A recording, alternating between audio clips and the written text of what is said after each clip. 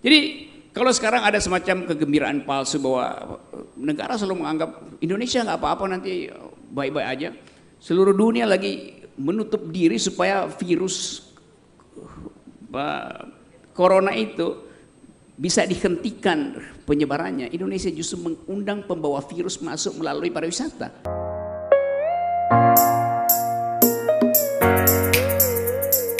Itu kejengkelan kita hari ini, bahwa kita promosikan demokrasi pada rakyat, tetapi partai sendiri tidak mendemokratisir dirinya.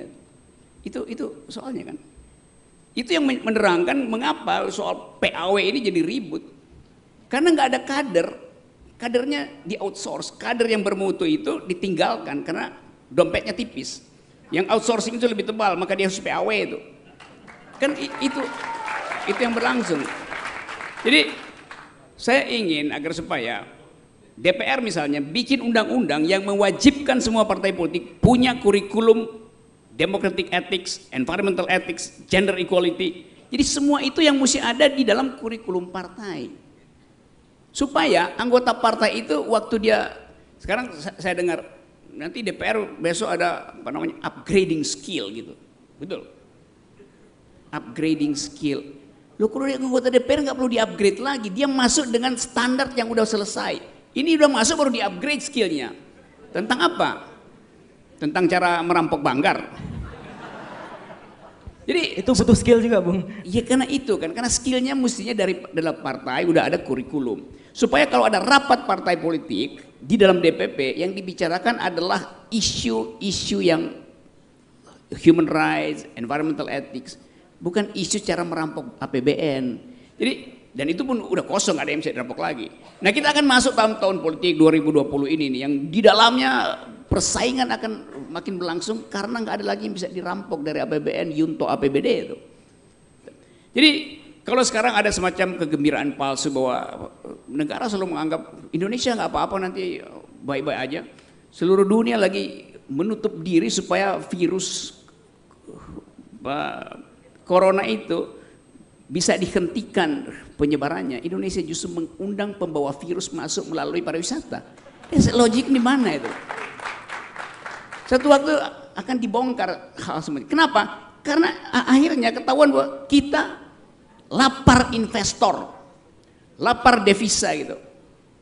Jadi pertimbangan humanity dikalahkan oleh arogansi modal segala macam. Kita bisa bertahan sedikit kok.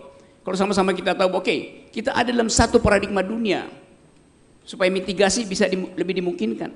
Tapi nggak ada yang peduli itu kan. Nah, saya terangkan tadi bahwa ada dua tokoh dalam satu semester ini yang ingin mengubah cara kita berpikir tentang dunia. Satu tadi saya sudah terangkan, namanya Greta Thunberg, tentang environmental ethics.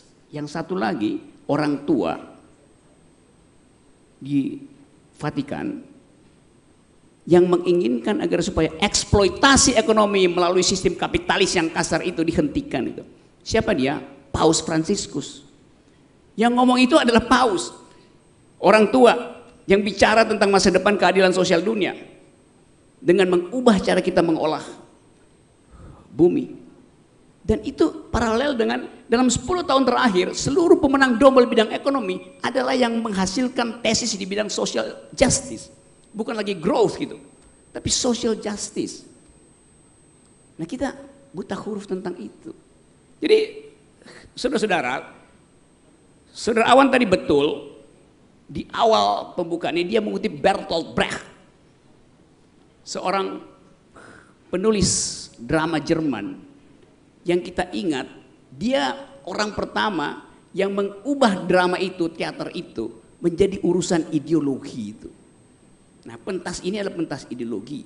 Ideologi artinya kita menginginkan sesuatu yang betul-betul paralel dengan yang kita sebut sebagai keadilan sosial bagi seluruh rakyat Indonesia. Keadilan bagi seluruh rakyat Indonesia. Yang dalam perkembangan dunia kita bisa rubah itu keadilan sosial bagi seluruh makhluk dunia. Termasuk dalamnya pohon, semut, cebong, burung.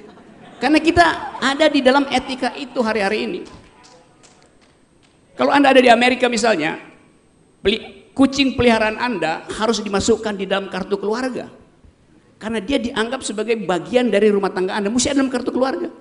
Jadi Anda bisa kaget misalnya, kos di Amerika, kok di dalam kartu keluarga ada 5 nama, tetapi kok setiap hari dia si anak kos ini lihat cuma ada 2 orang di situ. Karena 3-nya 1 kucing, 1 burung, 1 anjing. Itu keluarga. Jadi etika itu berkembang ke situ tuh. Dulu pohon itu nggak punya legal standing. Tapi satu waktu seorang profesor namanya Christopher Stone di Amerika Tengah memutuskan untuk memberi legal standing pada pohon, menulis satu etika lingkungan yang ringkas dan dia buktikan di pengadilan bahwa pohon itu punya legal standing. Judul tulisannya itu Should Trees Have Standing? Dulu dianggap bukan subjek hukum, sekarang pohon adalah subjek hukum. Jadi kita bertumbuh di situ, kita menghargai sesama warga negara kita, termasuk pohon adalah warga negara kita. Keadilan sosial bagi seluruh rakyat satu waktu akan diperluas, keadilan sosial bagi seluruh makhluk, termasuk di situ pohon dan bukan batu bara.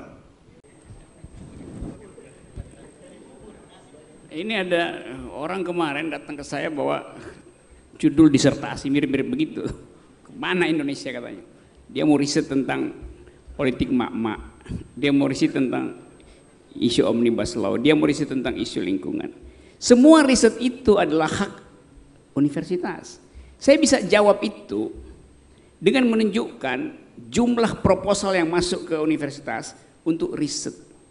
Tetapi ada semacam aturan tak tertulis, kalau riset itu mulai berbau mengkritik kekuasaan seperti pertanyaan Anda, itu akan diupayakan dibatalkan oleh rektor gitu. Jadi pertanyaanmu itu pertanyaan yang juga pasti akan dibatalkan oleh rektor-rektor se-Indonesia. Untung Pak Rektor nggak datang ini. Untung ditanyain ke saya yang melampaui kegenitan para rektor. Oke, saya mau perlihatkan satu tren di dunia ya, supaya kita bisa tempatkan Indonesia di mana masa depan gitu. Kalau kita baca jurnal-jurnal internasional yang nggak dibaca di universitas itu, ada riset sekarang yang sebetulnya sudah selesai tentang human genome itu. Peta DNA manusia itu sudah selesai. Jadi saya bisa tahu asal usul saya dari mana, jenis-jenis penderitaan yang pernah saya hadapi apa, gen yang masih tersisa pada saya tentang kegembiraan, tentang harapan apa, itu lengkap itu. Penyakit yang mungkin saya alami itu apa, dengan riset peta human genome itu yang udah selesai. Yang kedua, klaster kedua, ada riset tentang behavior manusia di bidang konsumsi itu, yang disebut big data itu, yang sedang dikumpulkan sekarang.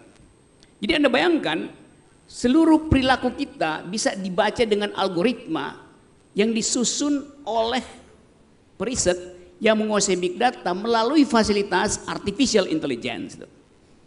Jadi bayangkan, dunia ini bisa dipetakan dalam 3 sudut itu. Ada pengetahuan tentang DNA, ada pengetahuan tentang perilaku melalui data asuransi, siapa yang mati kapan, makan obat apa dia, kenapa dia mati cepat, kenapa klaimnya segitu banyak, cara dia makan fast food apa aja kegemarannya.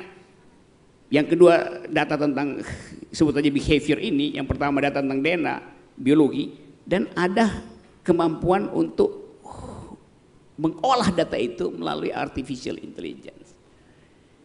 Jadi dunia itu ada di situ sekarang. Indonesia mestinya ke situ tuh, menguasai DNA, menguasai big data, menguasai informasi artificial intelligence. Nah, saya membayangkan misalnya masa depan Indonesia bisa sangat bagus kita tempuh kalau universitas bebas melakukan riset itu. Baru kita bisa jawab kemana arah Indonesia itu. Tapi kita cuma bilang NKRI harga mati, Pancasila sudah final. Ngapain ngomong sesuatu yang sloganistis tanpa upaya untuk pergi pada big data, pergi pada DNA, pada genom, pergi pada artificial intelligence. Karena itu kalau dibilang ada proyek memindahkan ibu kota dari Jakarta ke Kalimantan, saya setuju. Dalam pengertian, jadikan Kalimantan ibu kota riset, Samarinda ibu kota riset, sehingga ada kegiatan berpikir di situ, bukan transaksi antar partai yang akan menguasai Kalimantan Timur. Itu yang kita inginkan.